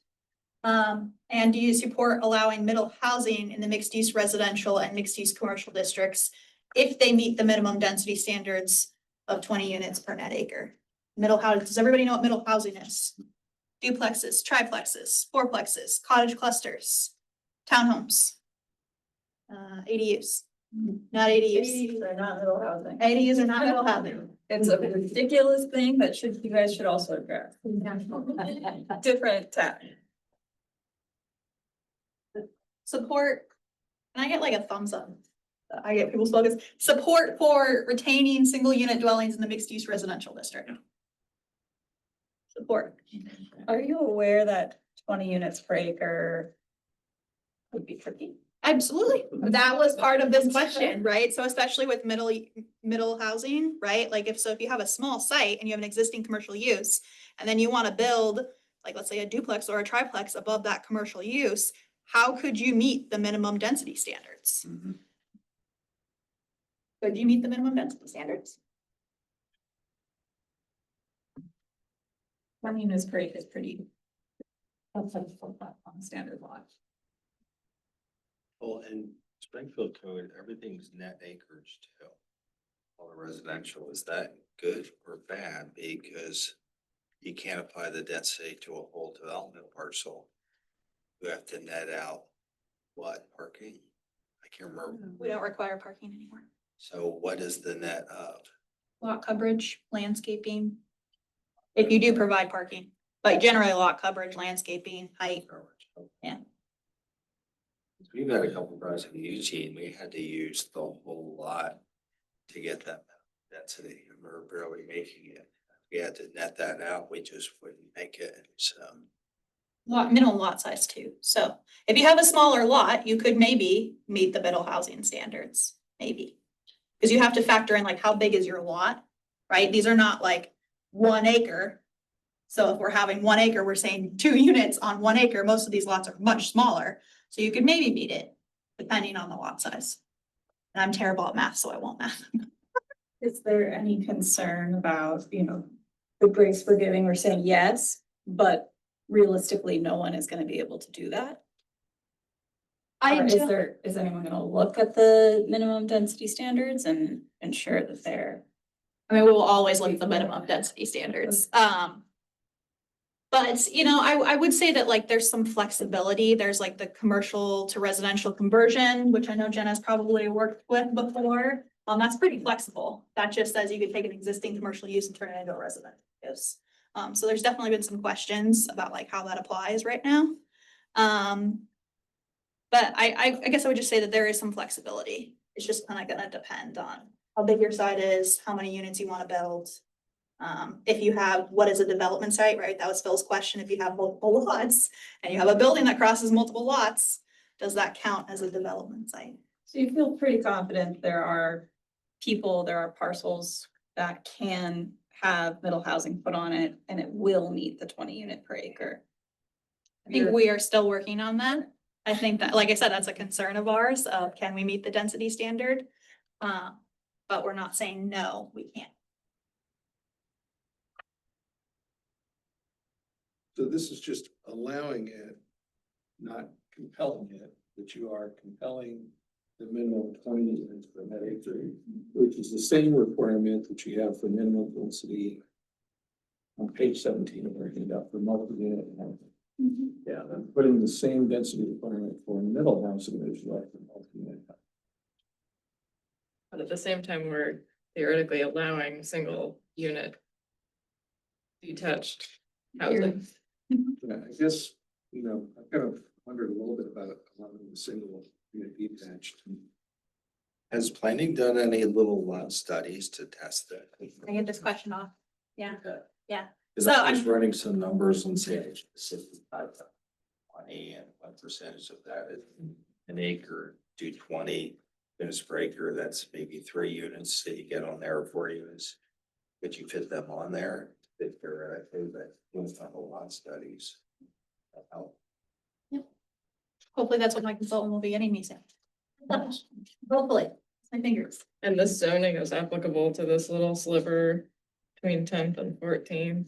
Yes. And then looks like one, no, not one. Oh, yeah. Yeah. I think it would be fair to move forward that we have concern over the 20 units per acre. I do want to say too that that's pretty much existing, I believe. It's like 12 to 20 units already in our existing mixed use commercial districts and our mixed use residential districts. So we're really not, the intent was not really to change the existing density standards that apply already. It was just to keep them. So if it's, 12 units is usually considered to be transit supportive, right? So, if that's what's existing in the code, are you putting a burden increasing that minimum density requirement, that might discourage some housing that otherwise would be built at 12 units an acre. So I'm just asking a question. And there's also, unless this is changing too, but again, on page 17, it's the minimum lot or parcel area for mixed use commercial. It's 6,000 square feet. So, you know, if that's something that should be changed or, you know, sure there's parcels that are. Okay, Mike, Does the commercial part count towards any of the units? I mean, no. okay, I'm gonna keep going because we gotta get a couple more and I do want to give you guys a break. In the current code for Booth Kelly mixed use, residential uses must be encouraged as a second story use above commercial and industrial uses and must not occupy more than 35% of the mixed use employment district. That is word for in the existing code. In keeping with this existing policy language, does the TAC support requiring ground floor commercial, so 60% of the building to include, that does not look like that's worded right. To include commercial uses in the mixed use employment district. So again, we're gonna retain that the ground floor use in a mixed use employment district is a commercial or industrial use. So we still will allow housing, but we want it to be on the second story. We want the majority of the ground floor, 60% of a ground floor in the mixed use employment district to be commercial or industrial use, and then above can be residential. So we're, in this instance, we're saying we do not want residential on the ground floor. Any idea why? Does everybody remember those areas that would become mixed use employment? Booth Kelly mixed use and the mixed use light beam industrial community commercial district on Q and 126 in Gateway. Yep. They're primarily warehousing, like industrial commercial. So the intent was we're gonna allow housing in these areas, but we want to consider that there could be some issues with putting residential in close proximity to residential in close proximity to commercial or industrial. We wanted to limit those conflicting uses if possible. Allow it, but limit any conflicts. That makes sense. Support. Thumbs up. Awesome. Good idea. Okay. Do you support making a heavy manufacturing and production a discretionary use in the mixed use employment district? So what is the mixed use employment district? This is the Booth Kelly mixed use and the light medium industrial community commercial Gateway 126. So we're saying discretionary, not that it's not allowed, but we're gonna look at that application and we're gonna make sure that there's no conflicts with any proposed housing that could go in that area. Discretionary use, thumbs up. What does production mean? I would say like warehousing, so you're building something probably. 'Cause I mean, Booth Kelly already, there's maker space that's been developed in there. Yeah. Would that have to go through discretionary use? Convert, say, an existing space into maker space, and would that be then considered production? That's a great question. I have some issues with just MUE in general, especially in Booth Kelly, because it is limiting and it is not aligned with what I think the current and very positive nature of Booth Kelly is, which we don't have anywhere else in town. And it is personally what I think we need on the south side of Franklin and Glenwood as well. We can do there. But, you know, it should be our arts district, right? It should be our creative, wacky, everything, maybe our motorcycle shop with coffee shop in it, you know, whatever, right? It should be anything goes, creative art sculptors and, you know, the whatever CrossFit studio and the students over there that have the cool, the Spark Lab, like all that stuff's amazing, right? We've got the art gallery over there. What's it called? And The ditch gallery. The discretionary process is it's just gonna scare a lot of first time people off, and that's the type of people. I There's think that. There's also the fact that in the MUE zone, in the code, in the uses, you're not allowed to have a garden supplies like sales. You're not allowed to have a fine art studio. You're not allowed to have an art restoration service. You're not allowed to be an author or a composer. You can't have a business school. Okay, whatever. So LCC did used to be up there. A lot of these uses are actually changing Okay. too with the changes that we're making to the mixed use employment. So again, we did not want to create a situation where we were prohibiting more uses than we want to. We want the Booth Kelly mixed use, now the mixed use employment to be more permissive. So hopefully I talked about earlier, that we were amending the permitted uses to allow more uses where we typically wouldn't, right? Hotels, offices, other things like that.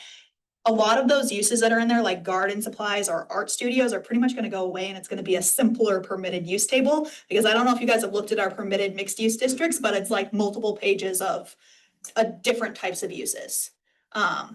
Nobody has the time to like argue about a taxidermy or art studio or office. or- Currently, you can have a water skiing facility at Booth Kelly. See, exactly. Nobody's probably gonna think about how I want that. On the mill race. yeah. Anyway.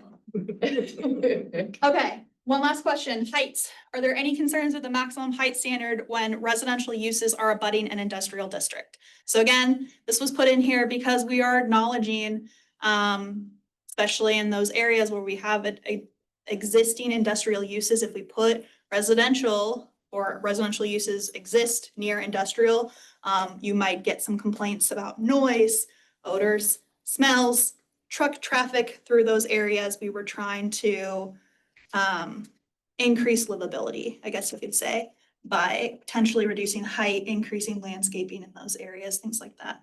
Does anybody have any concerns with that? Jenna?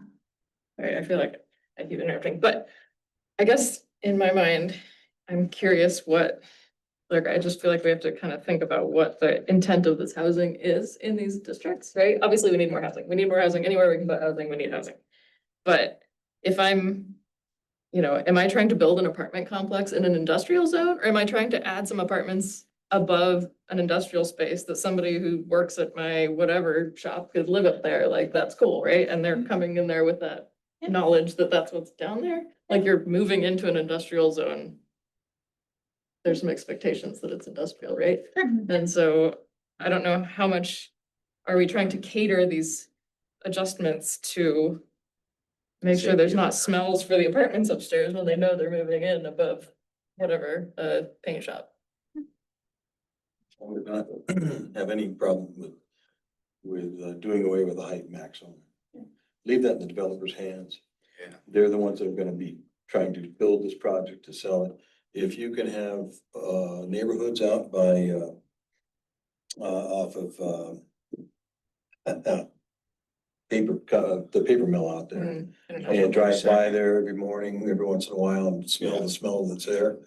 That's no worse than what you might find on a fourth floor apartment.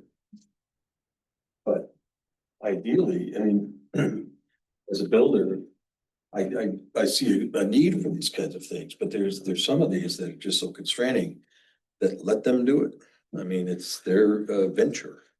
As long as it has health, life, safety issues covered, it's fine. Point of clarification, or talking about height limit on the new residential or height limits on the existing industrial? It would be the new residential. So like, okay, let's say you took like a mixed use employment property, especially in think about Booth Kelly mixed use. I think a better example, and I don't know if we have any maps, Yeah. but I'm thinking like the mixed use employment, right? The light, medium industrial, community, commercial and gateway, right? That's a primarily industrial district, like 60% industrial to 40% commercial. And you allow an existing residential use on it. So you're saying, we want you to reduce the height because you are industrial in close proximity to other residential. Are there any on that map that would qualify as particular sites that would apply? Yeah. Which we would get into in the commercial districts. Absolutely. So that's kind of what we've highlighted here.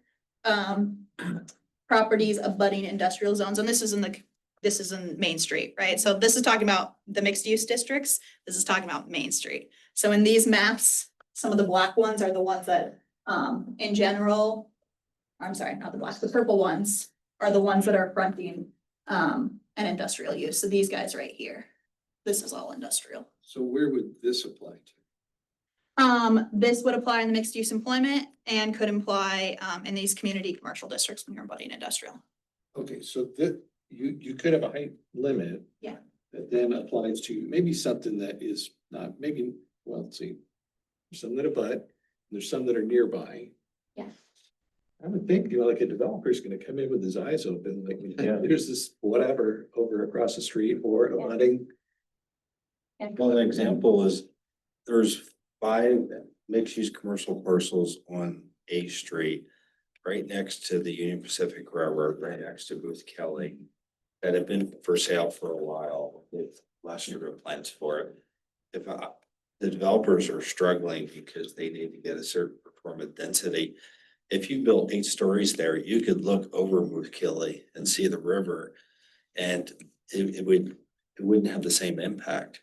And it could be more marketable. You see that in the bigger cities, they'll push above it, you'll just see above it, you go beyond it, and you don't focus on the foreground, you focus on the back. But give them more height flexibility, I think could really attract something downtown.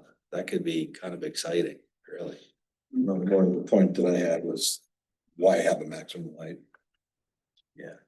We want to be able to encourage you to put additional landscaping. Maybe a setback between that industrial use and the immediate residential use.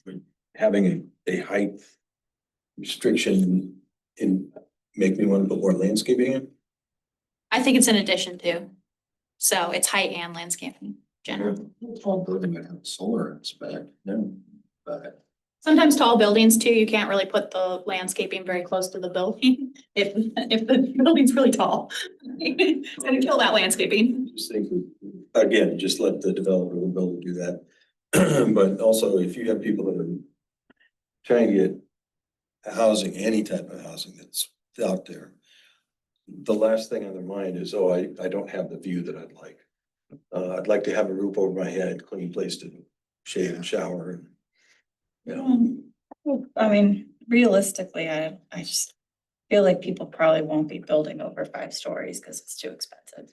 Definitely not. No, That's a good point. Realistically, we're looking at It 3 goes into a different. whole different building category. So why limit imaginations? Like I buildings- hate when it comes down to 1 foot of difference between meeting a height requirement and not, and I have to lie about grade. Now you're working on some of the student housing on Franklin. We worked on 2 or 3 and they're maxed out 12-story. And of course, they're a unique model. They're 3, 4, 5 bedroom commercial kitchens, but all those roofs, we've done roof patios and you get up there and you see yachts and you see the river. They're just, you look at it, the ground, the one right at the corner of Hilliard and Franklin, the ground relationship is not fun. But you get in the building and you live in the building. So having more flexibility, it could really change downtown, I think. I mean, downtown, you can already build to 85 or 90 feet and you don't see anybody doing it. Yeah. Right. Yeah. Those buildings are incredibly expensive. Yeah. I don't. It's a unique model too. But in the future, when that money does come here, maybe it would, They're not limited. Especially since these mixed use district standards, can anybody guess what year they were put in the code? Bill, come on. Bill actually provided testimony when this was written, when the original mixed use districts were written, because I found it in the record. Sorry, Bill. Thank you. So, yeah. It's a grade school. It's amazing. Anyway, they've been in there a while. Sorry. Okay, it's almost 7 o'clock and we've got half an hour left. If people want to take a break and come back? Or do you guys want to keep going? Thumbs up to keep going. I'm tired. Awesome. Keep going. Awesome. Let's keep going. Sarah, next slide, please. So I'm just gonna touch on mostly just one thing on this slide, and then I will briefly open it up for questions because I really want to get to the commercial districts. So I'm sure you guys have many questions about Main Street. So in particular, I want to talk about the third item here, and that is the setback standards in the mixed use residential district and potentially the second one. So lot area dimension and density, should there be a minimum lot or parcel area and or street frontage in the mixed use residential district? And then the setback standards in the mixed use residential district. We kept the existing code references and they point to the residential district's standards for the mixed use residential. We don't have a lot of mixed use residential properties, especially in downtown. I think there's only like a few. However, it's really general. It doesn't specify which land use district applies, or sometimes the standards in particular, which standards apply. It doesn't really reference them. So what standards should apply in these cases is basically the question. So if it's pointing to a section of code and it doesn't really talk about the setback standard, but it points to the residential district, we would say, well, that's not the correct code reference. We need to come up with a minimum standard. And so that's what we're asking here. What would the minimum standard be? So if it's a mixed use residential district, would you apply a 5-foot setback? Would you apply a 10-foot setback? Would you say no setback like we treat the mixed use commercial district? Does it matter if it's primarily a mixed use residential use or a mixed use commercial use when you're thinking about that setback standard? Usually, especially in downtown, if it's a mixed use residential use, it's probably a single family dwelling that's existed there for a long time, or a multi-unit housing project that has existed there for a long time. Did you not say earlier today, though, that mixed use residential and mixed use commercial need to be merged into one? Just the standards would stay the same, I believe. Okay. Gotcha. Not getting rid of any districts. Districts are staying exactly as they are. Can it not be as simple as saying if it's a mixed use structure, there are no setbacks? If it's a single family or a single unit dwelling, that there are setbacks?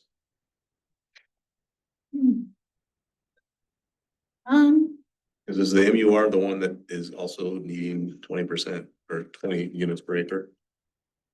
Yes, we would have the With setbacks, that would get even harder. Okay, scenario where you have a site that has a single family home detached. And then you have a new development coming in next to it and it's in an MUR zone. And you didn't have setbacks, then that new building could be built right up against the property line. And then that would be really encroachy on that house that maybe has windows facing that direction. And it used to have 5 feet to the fence and then 5 feet to the next house. And now suddenly it's 5 feet from a 4-story apartment.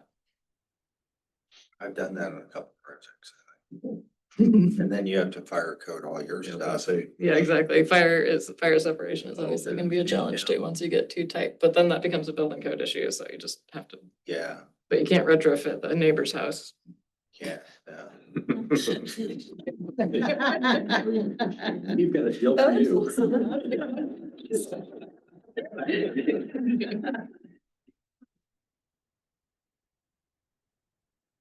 Any thoughts? Any minimum? It sounds like we're more in favor of a minimum for mixed use residential. I mean, if you had.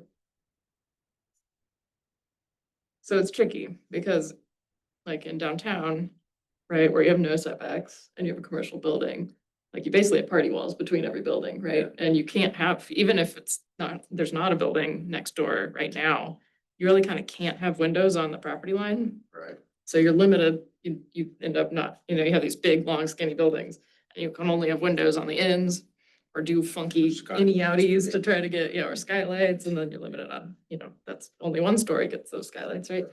Or courtyardy things with the light shaft, like it's tricky, right? So if you're in a residential, I don't know, it's tricky because if you build on lot line to lot line, now your neighbor and you can you have windows on the exteriors of those? Probably not. And then now your neighbor has to either build 10 feet away from your building if they want to have windows, like 10 feet from their lot line. You're like forcing the neighbor to have a bigger setback on their lot. So this could be an MUR that overlays where it's mixed, and you have a lot of single family that was historic.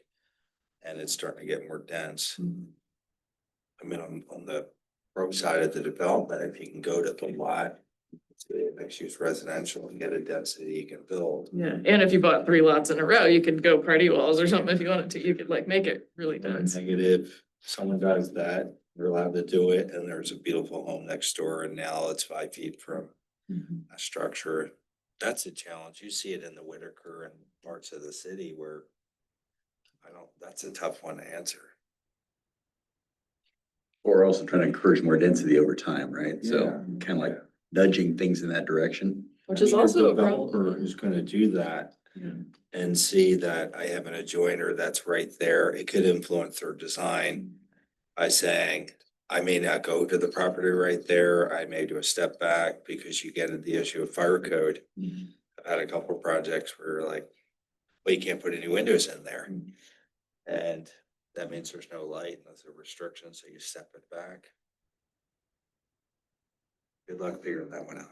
It's- That's why I asked. Any other thoughts about lot area, parcel area, and or street frontage? Again, generally we point to the residential districts, so it's not really clear what we mean in some of these standards.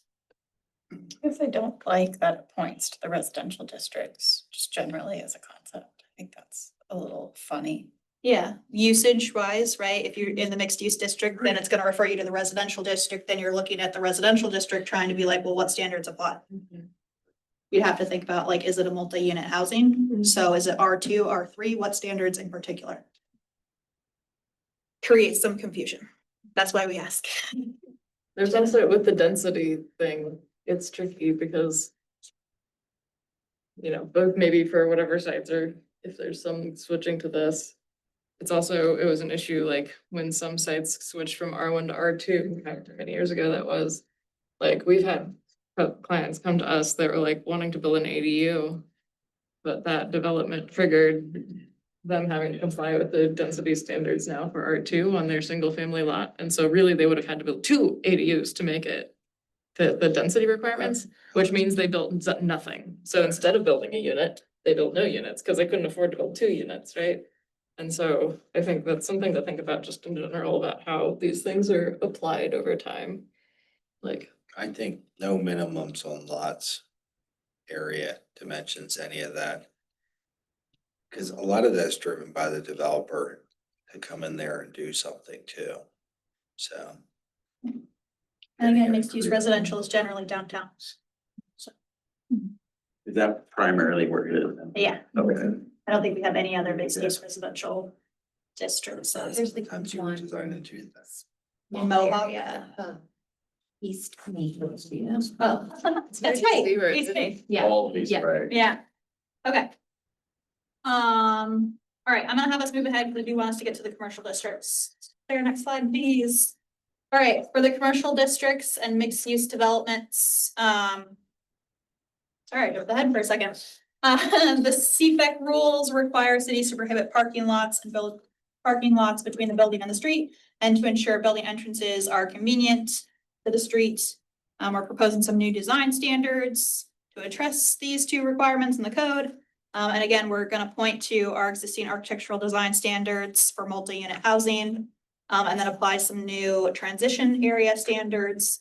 Again, that's where you would have, Bill asked, where would these apply? It's when you have generally transition buffering between potentially residential use and industrial use. Next slide, please, Sarah. So I just wanted to highlight kind of what Main Street looks like, and I'll zip through these really fast because we want to get to the questions. So these are, focusing on where we're going 14th to like generally 28th. So I tried to highlight what kind of uses are you seeing already down Main Street. It's kind of a mix of uses. You've got your apartments, you've got a motel, hotel, you've got all those commercial and industrial uses. There's even a manufactured home and RV park before you hit 30th. Next slide, please, Sarah. Then when we are looking at like generally like 30th to 42nd, again, you've got some mixed use buildings. This is where we're actually starting to see some existing uses that may not technically comply with the code, right? Because we don't allow mixed uses right now. So you could have commercial on the ground floor and residential above. You could have some standalone apartments. Again, so many commercial and industrial businesses right down Main Street. Next slide. And then the last area, 42nd to 54th. This is one of my favorites because it's already a mixed use area. So I'm not really changing the standards in here, but I did want to point out what's so cool about this area. 42nd, you've got a major shopping center. If you go further down Main Street, you've got a lot of big businesses, especially on 48th. Does anybody know what's going on 48th? Chelsea just mentioned it. So there's an apartment complex that's built right up at the top. You can sort of see it, that pretty picture. Cherry Springs, they built a very large apartment complex there, and they actually rezoned that property to mixed use residential. And then if you keep going, again, some more vacant lots. I love to see those, especially down Main Street, and imagine the potential that we could see that in that area, because I'm not applying these standards, they're already mixed use. You could kind of choose your own adventure. And I'm like, okay, policy questions, yay, commercial districts. For the permitted uses table, on Main Street and South A, do you support only allowing mixed use development with residential uses or multi-unit housing in the commercial districts? So what do I mean here? I am saying that in this case, we would not allow middle housing in the commercial districts. Do you support that or not? This is kind of a recommendation of what is the highest and best use of our commercial land, right? If you're driving down Main Street, this is our major commercial corridor. Right, it's where most of our commercial uses are. So if we're going to build housing, we're gonna allow housing in these areas. Do we want to build or encourage as much housing as possible? Maybe we wanna say, I don't want you to just build a duplex on the site or a triplex, or I don't want you to bulldoze existing commercial use and build a cottage cluster. I want you to build a large apartment complex or a mid-size apartment complex with more units if you're gonna take away that commercial use. But it still has to have 30% commercial, right? Does. Okay. Exactly. Unless that's on Main Street. Main Street in South A, it has to have that mixed use. If you are off of Main Street, right? If you're on a local or collector street, you could be Then you go standalone. Okay. Standalone multi-unit housing. So is there a lot of inventory of buildable lots off of Main Street for that middle housing? Anything under an acre. All of these guys, you're seen on the maps. Any of these could be, and it's also in your packet. So what happens if a developer buys 3 or 4 parcels and he creates 1 acre? And he does mixed use housing in it. It's not a 1 acre commercial parcel, but he bought 3 or 4. That could happen to you folks a lot. Because some of them are so small. Yeah. They buy one, they demo, one's clear. They'll create an acre, but the city restrict them like that. We would restrict them from doing divisions. So we would not allow like a bigger lot to be divided and create smaller lots. But they could collect 3 or 4 small lots and create 1 acre and Sure. develop that, okay. Jenna? So I'm looking at the chart. Yeah. But it shows in the chart that like cottage cluster housing is permitted and those things. I'm confused, I guess, about the middle housing not being allowed. Let's see. In the MUC, yeah. Not in the mixed use districts, we're in the commercial districts. Everybody got that? So move that's that. ahead, we're to the commercial districts now. 3.2, I don't know, 300, 300.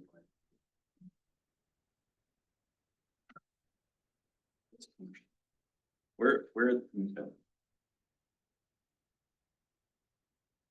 Be the, I believe the third packet of the code. I feel like the base should just be allowing middle housing. It should just be.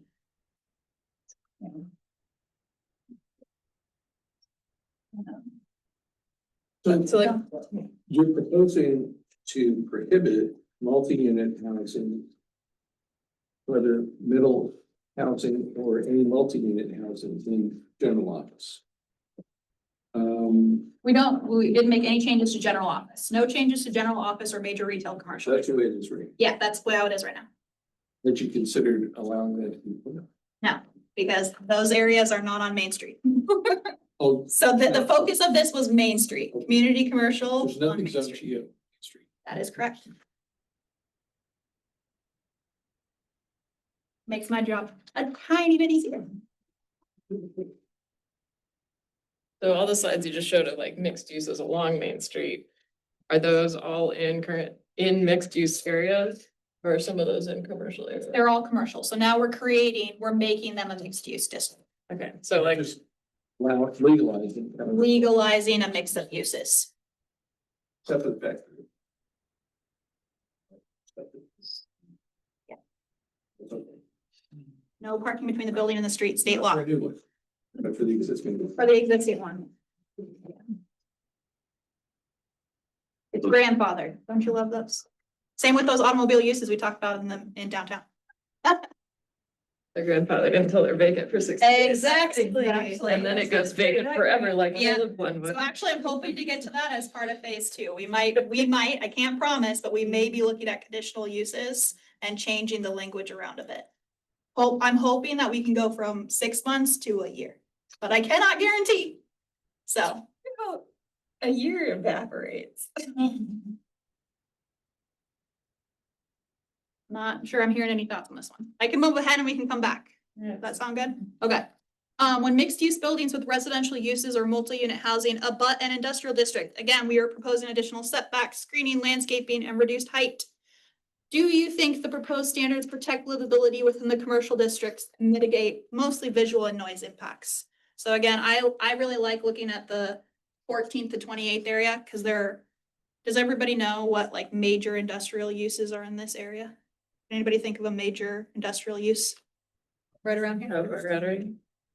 It's like before you hit 28. What's this? Roseboro. Yeah, that's the great example. So if you were to allow residential uses here, we just say, we want you to reduce the height. We want you to build, have more setbacks. We want you to, in those setbacks, build more landscaping. Are you Or protecting the industrial use or protecting the residential use? Is it the building, the residential, the new apartment building being 90 feet tall next to Roseboro is gonna shade Roseboro? Or that you're trying to have Roseboro not build a new facility next to the apartments? So I would say a good example of this, because I had this question, was let's imagine that we have a multi-unit housing right there, right? Because that's where we would allow it. And now you have to provide open space. You have to provide a pedestrian amenities. You got to provide parking. So you've got to provide those uses in really close proximity to industrial, and you could have children playing in those common open space areas right abutting industrial. It's noisy. You could be smelling some things. It could be a little more dangerous, especially if you have trucks. Like let's imagine we have trucks coming through these neighborhoods too. Trucks driving down this area and coming into an entrance on industrial. You're trying to limit the number of units, because the only way that building height and things like that would impact children playing in an open court area is if there's fewer children. I think what we are trying to say is we've heard concerns from the mayor, council, business owners. We've taken this to business owners that they have a concern with us allowing housing in close proximity to industrial use. There could be more complaints, and there already have been some complaints from existing industrial uses. So I talked about the light medium industrial community commercial district. There have been some people complaining who live in residential neighborhoods near there that they don't want to hear the noise. They don't want to smell some things. The noise isn't gonna be fixed by setting the building back and it's Having smaller buildings. or having smaller buildings. None of that impacts noise. Even landscaping doesn't impact noise. It smells, things like that. I wonder what the intent is. If the intent is safety, that's also not gonna be fixed with setbacks. If the intent is just reducing the number of people. I think the concern is, and there's some legitimate thing, counselors get bombarded from residents when there's a conflict. But that's the reality of living in, I've heard people complain on the east side of River Road. In that neighborhood, because I live on the west side, about the smells from the sewage treatment plant, because the summertime the winds shift. And it's like, you bought the house, sewage treatment plant's been there a long time. And so council's like, it's the reality where you live in the city. I've seen it go in some cases where there's industry south of us down by the rail yard that was so loud that the city did say, we want noise attenuation because it really carries. So I could see the counselors getting hurt by that, but you're almost trying to handicap the residential or the potential concern of industrial, and that's a tough road to go down too. It could also be, and I've talked to Phil about this at the Chamber of Commerce meeting, but it could have been that we could have said no housing at all. When you abut industrial, we're not gonna allow you to have housing. And you gotta think about too, that like, especially especially in these areas. So like, I too. these are like local collector streets. So we're saying in those areas, you don't have to be a mixed use development. You could just be standalone multi-unit housing. Is it the city's responsibility to make sure that your house doesn't stink?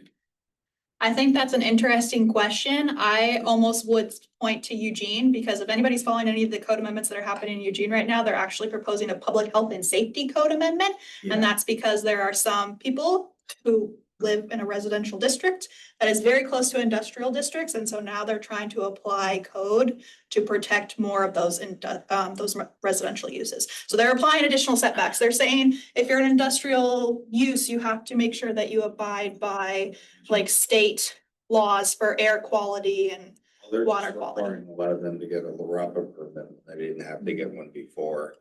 Sure. Yeah. It feels a little chicken and egg. Like, it's one thing if industrial moves in right next to a residential neighborhood and then there's grounds for complaint by the residents. But if it's an industrial use and an apartment building is built next door, it's built hopefully with attention to that current condition, right? And I don't know that a front yard setback, let's say trying to scoot the building back because you're too close, because you're close to the industrial. Well, that just means now you have a front yard that kids are playing in next to the industrial, whereas if you cram the building to the front and you actually put the yard behind the building, now you have a safe, dedicated space that's not to the industrial. And So- that is actually protecting in terms of sound. Exactly. I mean, sound will transmit. I've just, with this, my feedback is really, what is the intent of these increased setbacks, screenings, reduced height standards, and are those really addressing the concerns about industrial? Because I don't think any of those, from a building science standpoint, do that. It sounds to me like they're there to discourage building at all for the residential. I mean, all of those things make it harder and harder to pencil putting any mixed use residential in there at all. And most people would say, well, then am I gonna turn around and apply those standards to an existing industrial use? How do you think that industrial use is gonna respond if I try to apply additional setbacks? Well, if it's a new industrial coming in, like City of Eugene, yeah, they have massive setbacks and they have sound attenuation. But to require the residential to screen and buffer an industrial is almost reverse. You know, I mean. So costly. Yeah, it's more costly. We did a big industrial development on Danabo, 25 lots up against an old pre-manufactured R1 residential. We have to do an L3 buffer, which is a masonry wall, 6 foot high, intense buffers. And it made sense in that location to do that. And you're bringing in the noise producer into a residential Right. context versus the other way around. Yeah. But the other, where we're gonna put the houses closer to pre-existing, always that issue counselors will have to deal with, but I'd be sensitive to not trying to set up code for something that could maybe happen, but, you know, for fear, like Baxter is a very bad example of how that industry abused everyone. And there's people who live off Roosevelt are paying for that, but that's not always the situation, I guess. Okay, one more question that I do want to. Does this only apply to the like heavy and light, medium industrial districts? Yeah. Not the campus industrial? And it's 20 feet versus 10 feet. Is that what the difference we're talking about? Yeah, so it's 20 feet versus right now there's none. Versus 0? Yeah. Okay. You just have 20 feet. 20 feet. You can reduce it by 50% by putting up wall. So What if it's on the front? that wouldn't really be a button. Nice question though. So- Okay. I do want to get to the third one because I think this one is really important. And I really would appreciate some feedback on this one before we call it. For ground floor commercial requirement in a mixed use building, could we allow commercial ready space in addition to or in lieu of providing a ground floor commercial use? And I do want to show you guys because I did not include it in your code package. I just said, like, you know, we'll get to it. Next slide, please, Sarah. So this exception language is, again, from Ben's code.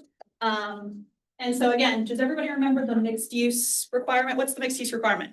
30%. 30% or 10,000 square feet.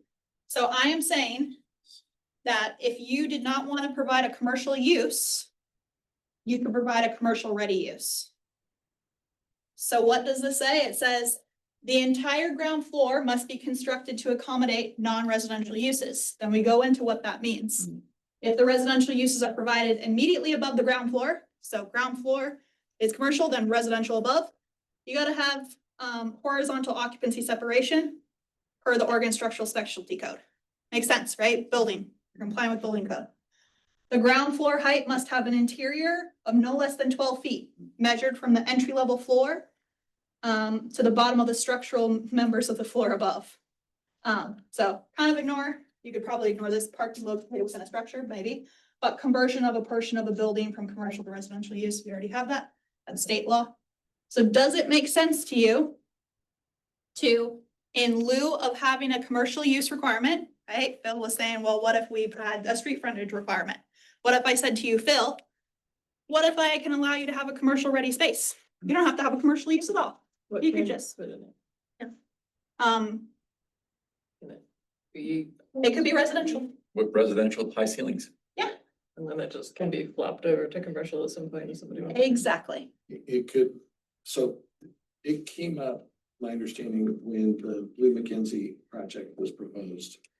60% ground floor, and I think there was some request that was made of the city to interpret to allow for building systems, their bike parking, some circulation space, utility space, I don't know what, maybe storage or whatever, to be used in the ground floor to account for a percentage of commercial that would otherwise be required. And I think the city told them no, it has to be commercial space because we have to protect the commercial land inventory.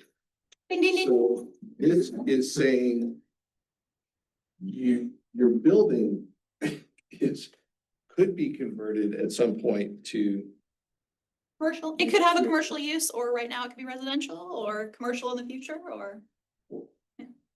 My point is gonna be though that, I mean, this sounds like, well, a reasonable accommodation instead. But I can tell you that the requirement that you have to make that first floor taller, to account for the structural specialty code and that separation of uses could be a deal killer on a project, and you would not get any of the housing above. So I just caution you to, what seems like a reasonable accommodation, and Ben may do this, and Ben is a, different kind of economic unit, I think, than Springfield. Jenna, what do you think? I just wonder if this is really maybe as an alternative. Okay, if it's sort of like, this is the way you've got to do it. I would caution against that. So again, I wanna reiterate here that the proposal is 30% of the ground floor or 10,000 square feet, whichever is less. I do not have to add this commercial ready provision at all. Okay. This is in addition to that. But if you wanted to do residential only, you would have to design the Oregon code to be commercial compliant. I don't know if that's a fire separation from the ceiling. Yeah. Yeah. Like fire and acoustics. And I think this, I mean, probably in Ben, this applies to main streets. So whatever they define as, They call their Main Street Business District. It's nice to give a pathway. That's okay. In lieu of not having that option already, having that, I think gives another flexibility. Like you said, it was already gonna be, you had to have a 30% or less than 10,000 square feet. So having this as additional as another option will help.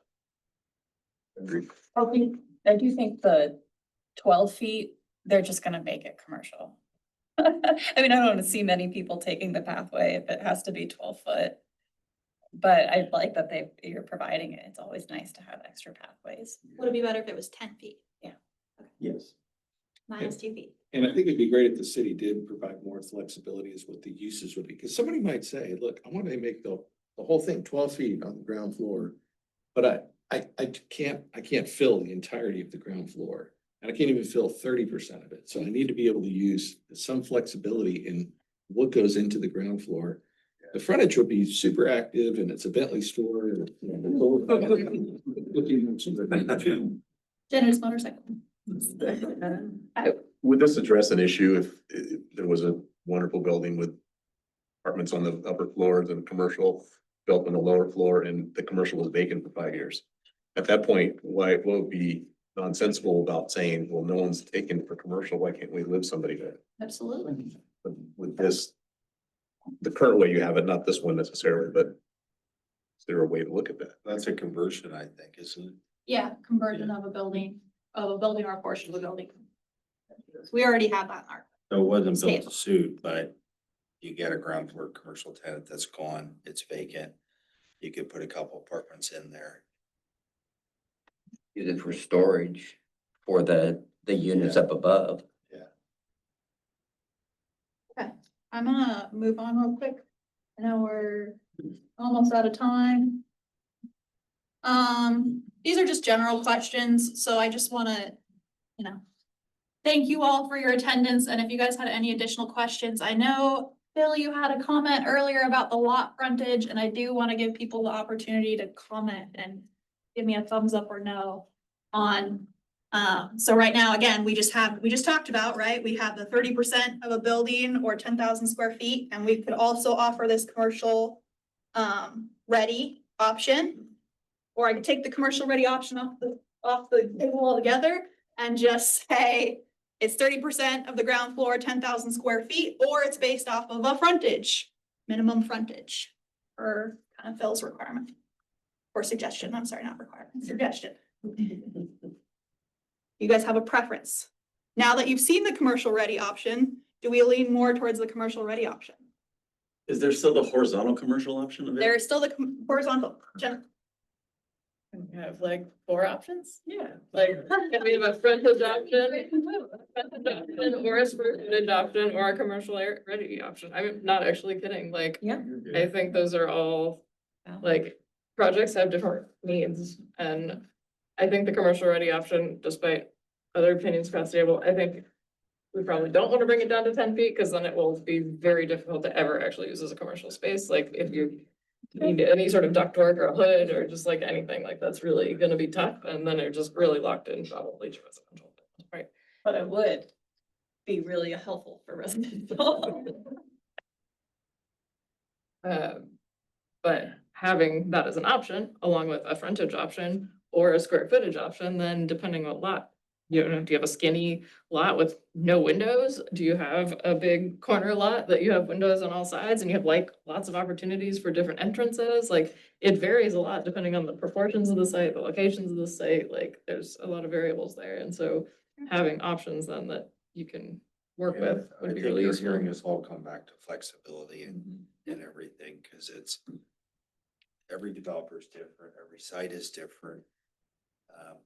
All the conditions are different, performers are different, and having the flexibility. I don't know how many projects I've had where we'll do land use analysis and they'll give us a program and look at it and go, we can't squeeze it.